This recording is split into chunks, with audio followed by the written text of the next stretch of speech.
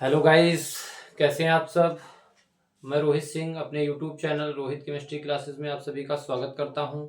और जैसा कि आप सभी को पता है, हम लोग कक्षा 11 रसायन विज्ञान पढ़ना स्टार्ट कर चुके हैं। उसमें पहली यूनिट रसायन विज्ञान की मूलभूत अवधारणाएं यूनिट से हम लोग टॉपिक आज पढ़ने वाले हैं, डाल्टन का परमाणु सिद्धांत। बहुत ही इम्पोर्टेंट टॉपिक है। डाल्टन ने एक परमाणु सिद्धांत दिया था, एक परिकल्पना दी थी परमाणु के संबंध में, एक हाइपोथेसिस दी थी, और जिसे आगे चलकर डाल्टन के परमाणु सिद्धांत के नाम से जाना गया। तो हम लोग आज डाल्टन का परमाणु सिद्धांत पढ़ेंगे। जल्दी से वीडियो को लाइक कर दीजिए, चैनल सब्सक्राइब कर लीजिए और दोस्तों में वीडियो को शेयर कर दीजिए। हम लोग पढ़ना स्टार्ट करते हैं। डाल्टन का परमाणु सिद्धांत, हेडिंग डालेंगे डाल्टन का परमाणु सिद्धांत। डाल्टन का परमाणु सिद्धांत।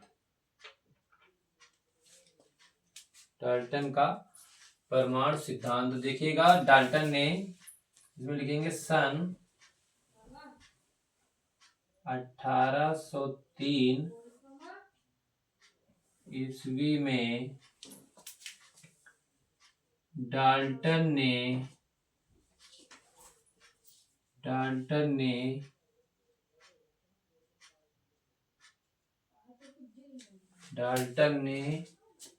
परमाणु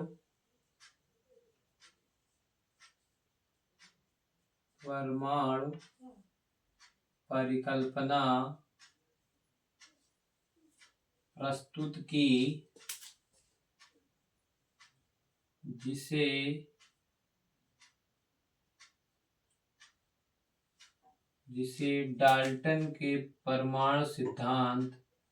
जिसे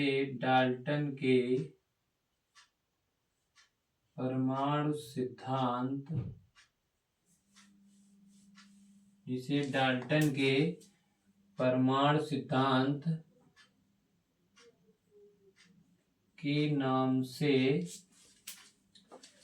जाना जाता है। के नाम से जाना गया। इस सिद्धांत के अनुसार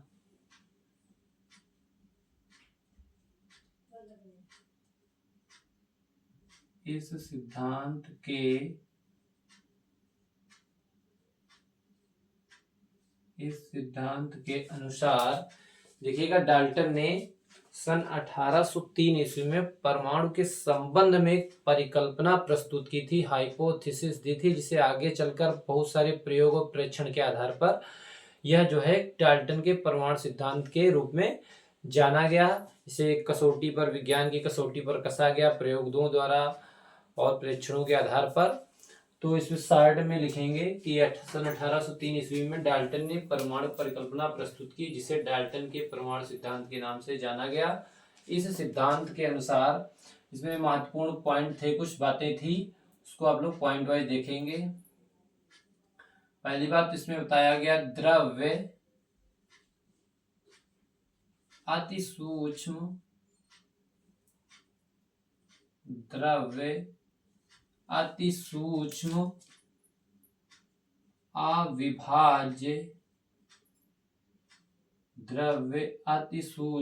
अविभाज्य कणों से बना हुआ है, जो परमाणु कहलाते हैं।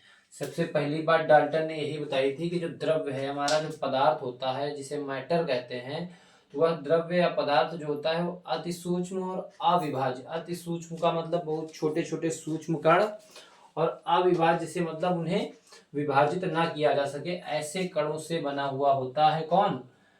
द्रव्य। और जो क्या कहलाते हैं? परमाणु कहलाते हैं। दूसरी बात डाल्टन ने बताई कि परमाणु परमाणु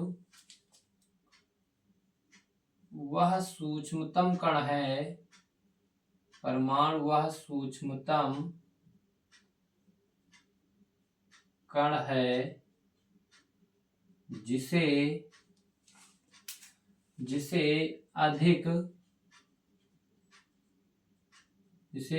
सूक्ष्म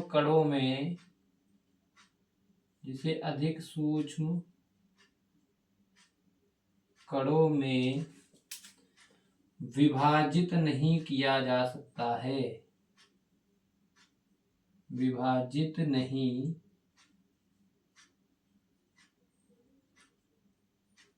किया जा सकता है।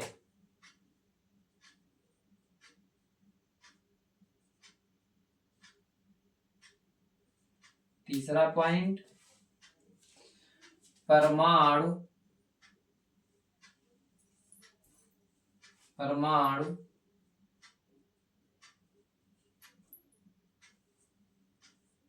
रासायनिक अभिक्रिया में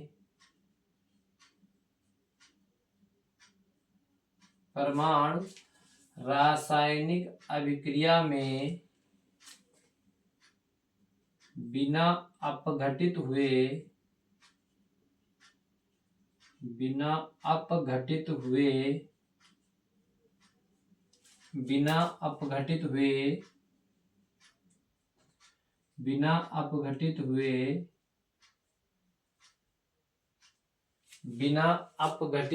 भाग लेता है। ठीक है, परमाणु जो होता है वो रासायनिक अभिक्रिया में बिना अपघटित हुए भाग लेता है।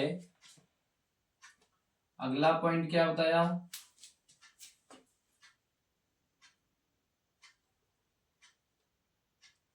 एक तत्व के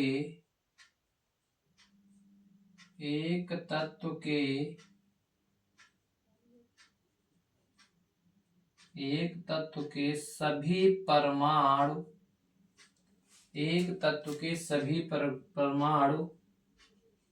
सभी प्रकार से समान होते हैं। ये भी डाल्टन ने बात बताई थी, समान होते हैं। जैसे किस आधार पर, जैसे द्रव्यमान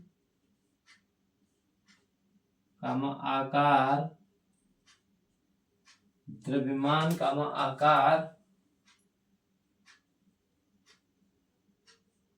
गुणों के आधार पर। ठीक है, अगला पॉइंट क्या बताया था डाल्टन ने,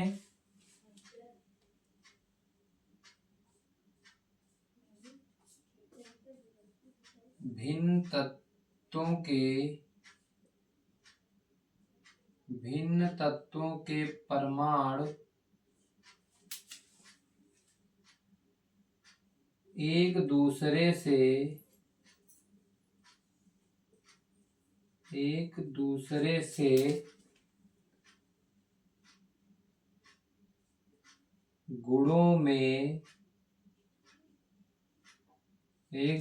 से गुणों में भिन्न होते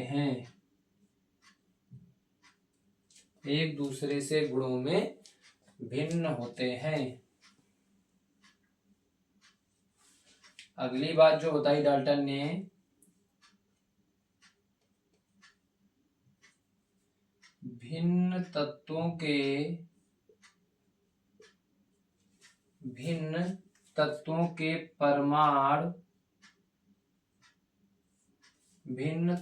के परमाणु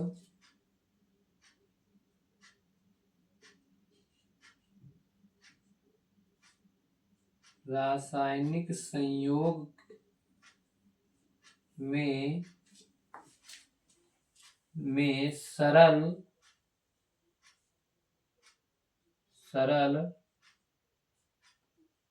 लघु पूर्णांक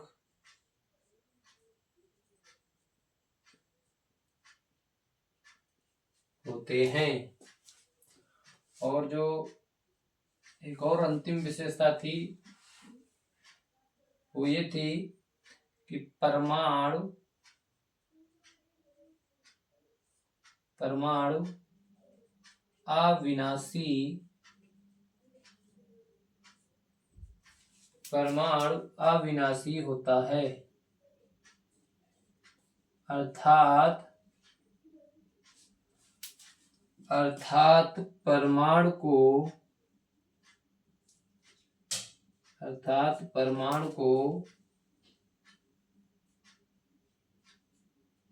ना तो उत्पन्न किया जा सकता है,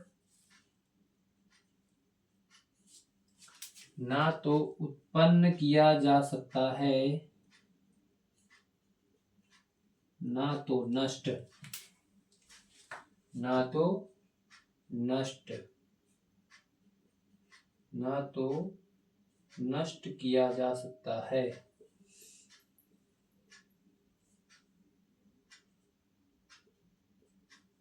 ना तो नष्ट किया जा सकता है। तो डाल्टन ने अपने परमाणु सिद्धांत में बात बताई थी। उन्होंने 1803 ईस्वी में डाल्टन ने एक परमाणु परिकल्पना प्रस्तुत की, जिसे आगे चलकर डाल्टन के परमाणु सिद्धांत के नाम से जाना गया। और इस सिद्धांत की जो खासियत विशेषता थी वो ये थी कि पहली बात डाल्टन ने बताई थी कि जो द्रव्य होता है वो अति सूक्ष्म अविभाज्य कणों से बना हुआ है, जो परमाणु कहलाते हैं। दूसरी बात डाल्टन ने बताई थी कि परमाणु वह सूक्ष्मतम कण है जिसे अधिक सूक्ष्म कणों में विभाजित नहीं किया जा सकता है। तीसरी बात बताई थी परमाणु रासायनिक अभिक्रिया में बिना अपघटित हुए भाग लेता है। अगला पॉइंट बताया था इन्होंने विशेषता, एक तत्व के सभी परमाणु सभी प्रकार से समान होते हैं, जैसे द्रव्यमान के आधार पर, आकार के आधार पर, गुणों के आधार पर वो समान होते हैं। अगली बात इन्होंने बताई भिन्न तत्वों के परमाणु एक दूसरे से गुणों में भिन्न भिन्न होते हैं। फिर बताई बात इन्होंने भिन्न तत्वों के परमाणु रासायनिक संयोग में सरल लघु पूर्णांक होते हैं। और लास्ट जो बात बताई इन्होंने कि परमाणु अविनाशी होता है, अर्थात परमाणु को न तो उत्पन्न किया जा सकता है और न तो नष्ट किया जा सकता है। ठीक है, इतनी बात डाल्टन के परमाणु सिद्धांत में बताई गई। जल्दी से सभी लोग आप लोग स्क्रीनशॉट ले लीजिए। फिर डाल्टन के परमाणु सिद्धांत की क्या सीमाएं थी और क्या इसमें संशोधन, डाल्टन के परमाणु सिद्धांत में आवश्यक संशोधन किए गए, उसके बारे में हम लोग जानेंगे। जल्दी से स्क्रीनशॉट लीजिए सभी लोग।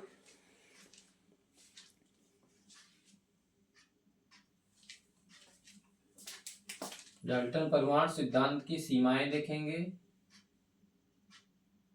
क्या लिमिटेशन थी इसकी।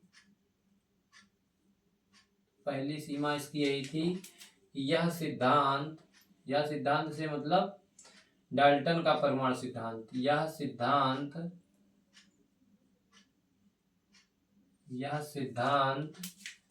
गैलुसाक नियम की,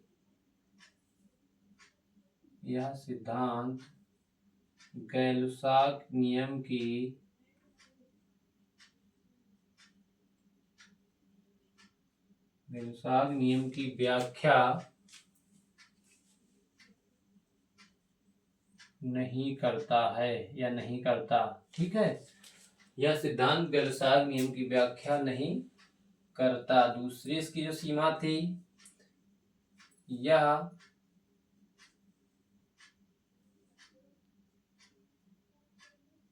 सिद्धांत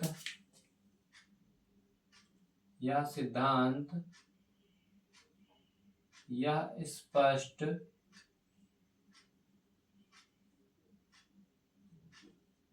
नहीं कर सका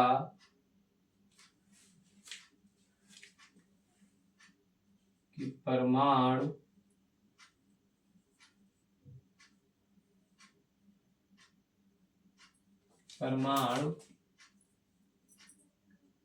क्यों और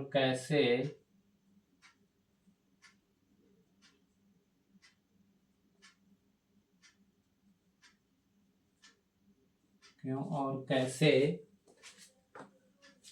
रासायनिक संयोग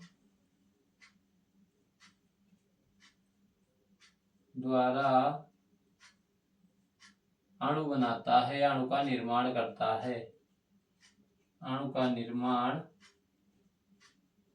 करता है, ठीक है, ये भी बताने में सिद्धांत असमर्थ रहा कि परमाणु क्यों और कैसे अणु का निर्माण करता है। तीसरी बात यह बताइए कि यह सिद्धांत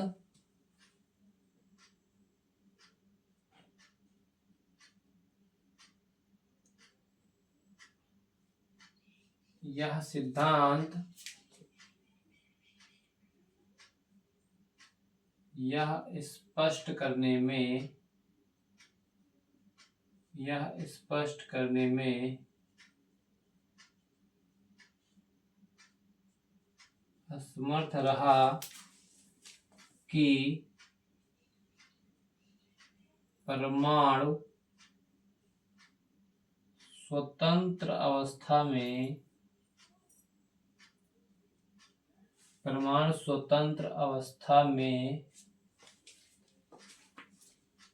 क्यों नहीं रह सकता।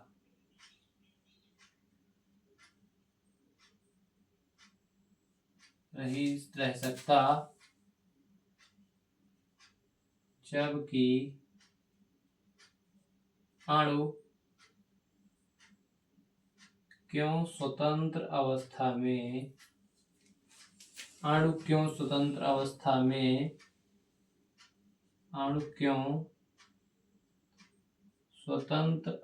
में रहता है। ठीक है, कि परमाणु स्वतंत्र अवस्था में क्यों नहीं रह सकता जबकि अणु क्यों स्वतंत्र अवस्था में रहता है, ऐसा बताने में, ऐसी व्याख्या करने में डाल्टन का परमाणु सिद्धांत जो था वो फेल हो गया था, असमर्थ रहा था। तो ये कुछ सीमाएं हैं जो डाल्टन परमाणु सिद्धांत की कमी को प्रदर्शित करती हैं। अब देखेंगे इसमें कुछ आवश्यक जो संशोधन हुए थे वो आप लोग देख लेंगे। हेडिंग डालेंगे डाल्टन परमाणु सिद्धांत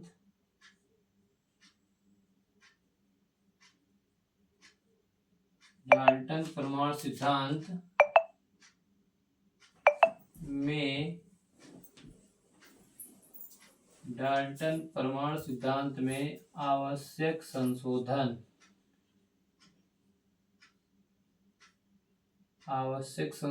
क्या हुए डाल्टन परमाणु सिद्धांत में, वो देखेंगे हम लोग। देखिए, जो डाल्टन ने पहली बात यही बताई थी कि जो परमाणु है वो क्या है, अति सूक्ष्म और अविभाज्य कणों से मिलकर बना होता है। ये बिल्कुल बात सत्य है कि परमाणु जो होता है वो अविभाज्य और अति सूक्ष्म कणों से मिलकर बना होता है, लेकिन असाधारण भौतिक तथा रासायनिक क्रियाओं द्वारा, विधियों द्वारा परमाणु को हम उप परमाणुओं में डिवाइड कर सकते हैं या कुछ कणों में उसको डिवाइड कर सकते हैं, जैसे इलेक्ट्रॉन, प्रोटॉन, न्यूट्रॉन आदि में। ठीक है, जो कि सूक्ष्म कण होते हैं। तो इसमें पहली बात यही बताई गई थी संशोधन में, परमाणु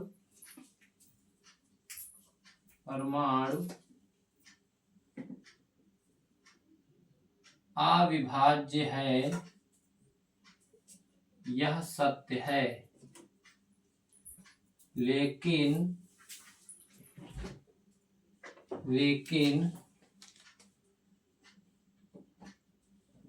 परमाणु को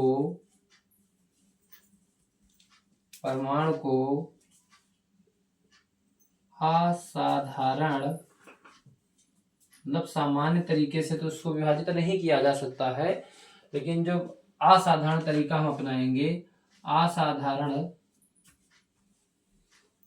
रासायनिक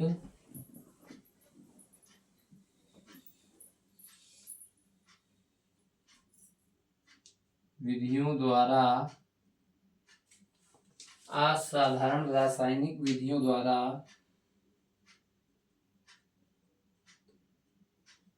इलेक्ट्रॉन, प्रोटॉन तथा न्यूट्रॉन में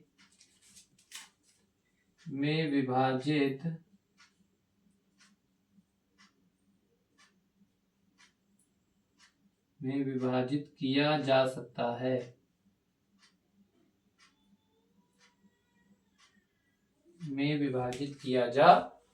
सकता है। दूसरी बात बताई,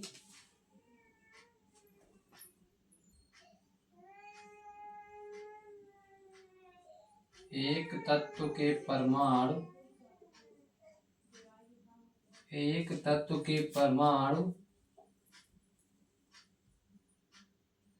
भिन्न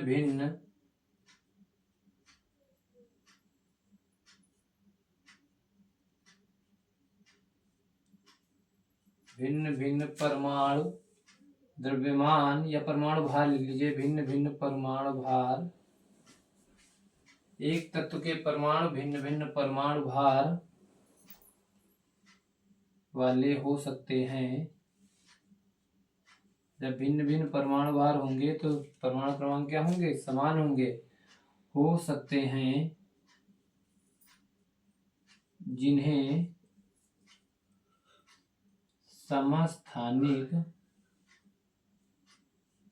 समस्थानिक कहते हैं। अगला जो आवश्यक संशोधन इसमें हुआ था, तीसरा पॉइंट,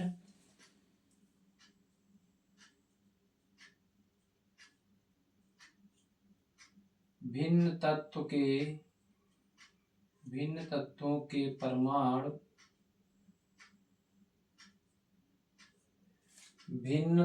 के परमाणु समान परमाणु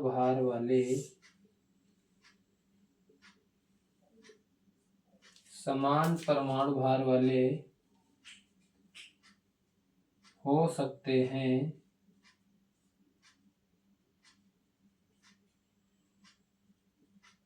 जिन्हें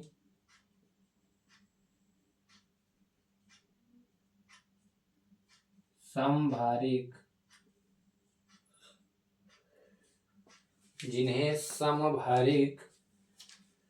कहते हैं। जो चौथी बात बताई आवश्यक संशोधन में बताई गई वो ये थी कि तत्वों का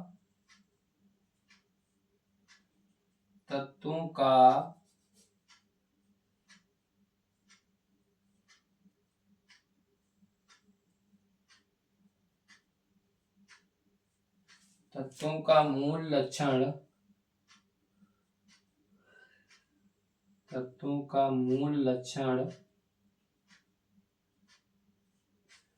परमाणु क्रमांक होता है,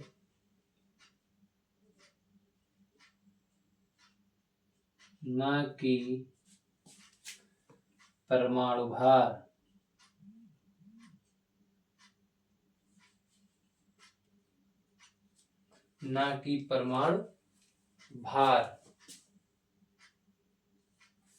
पांचवा जो इसमें आवश्यक संशोधन किया गया वो ये था, तत्वों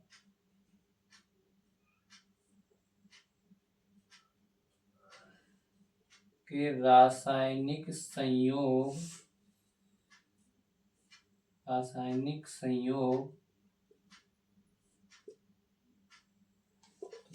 रासायनिक संयोग में सरल लघु पूर्णांक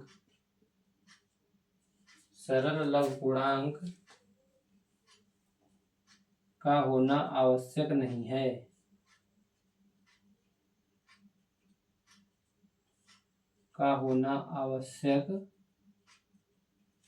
नहीं है। ठीक है, तो ये कुछ बातें डाल्टन परमाणु सिद्धांत में संशोधन की गई। बताया गया कि जो परमाणु है वो अविभाज्य तो है, ये बात बिल्कुल सत्य है, लेकिन परमाणु को असाधारण रासायनिक विधियों द्वारा इलेक्ट्रॉन, प्रोटॉन और न्यूट्रॉन आदि में विभाजित किया जा सकता है।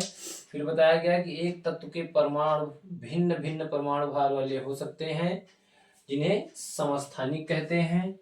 दूसरे अगली बात बताई गई, भिन्न भिन्न तत्वों के परमाणु समान परमाणु भार वाले हो सकते हैं, जिन्हें समभारिक कहते हैं। और तत्वों का जो मूल लक्षण डाल्टन ने बताया था कि परमाणु भार होते हैं, तत्वों का एक निश्चित परमाणु भार होता है, ऐसा डाल्टन ने अपने परमाणु सिद्धांत में बताया था। तो वो बात भी संशोधित की गई और बाद में बताया गया अनेक वैज्ञानिकों के प्रेक्षणों और प्रयोगों के आधार पर कि जो तत्वों का मूल लक्षण है वो परमाणु भार ना होकर के क्या होता है, परमाणु क्रमांक होता है। अगली बात बताएगी, तत्वों के रासायनिक संयोग में सरल लघु पूर्णांक का होना आवश्यक नहीं है। सरल लघु पूर्णांक अनुपात का होना आवश्यक नहीं है, यहाँ पर लिख लेंगे अनुपात।